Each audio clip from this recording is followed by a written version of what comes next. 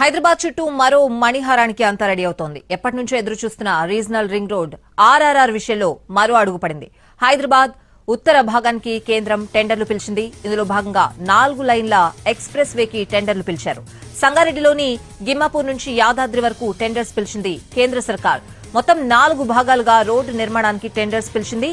మొత్తం 5,555 కోట్ల రూపాయల పనులకు టెండర్లను కాల్ ఫర్ చేశారు.